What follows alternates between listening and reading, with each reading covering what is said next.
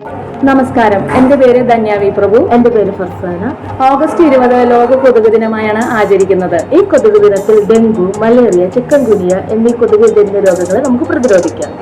കൊതുക് വഴി പടരുന്ന രോഗങ്ങൾക്കെതിരെ പൊതുജന അവബോധം വളർത്തുക എന്നതാണ് നമ്മുടെ ലക്ഷ്യം.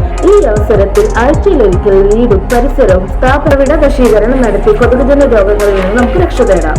കരുതിയിരിക്കാം ഈ അപകടകാരിയെ, കൊതുകിനെ തുരത്താം. മഴ ആസ്വദിക്കുന്നതോടൊപ്പം തന്നെ വളരെ ജാഗ്രതയോടെ പ്രവർത്തിക്കേണ്ട സമയമാണിത്. വീടുകളിൽ നിന്ന് തന്നെ നമുക്ക് പ്രതിരോധ പ്രവർത്തനങ്ങൾ ആരംഭിക്കാം.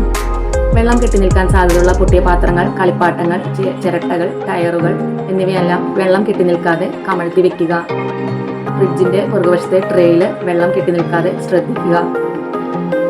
വെള്ളം കുടിക്കാൻ ഉപയോഗിക്കുന്ന പാത്രങ്ങൾ ഇടയ്ക്ക് കഴുകി വൃത്തിയാക്കുക. കൊതുകുകൾ വളരാനുള്ള ഉറവിടങ്ങൾ നശിപ്പിച്ച് വീടും പരിസരവും വൃത്തിയാക്കുക. പനിയുടെ ലക്ഷണങ്ങൾ കണ്ടാൽ സ്വയം ചികിത്സിക്കാതെ അടുത്തുള്ള ഡോക്ടറെ സമീപിക്കുക.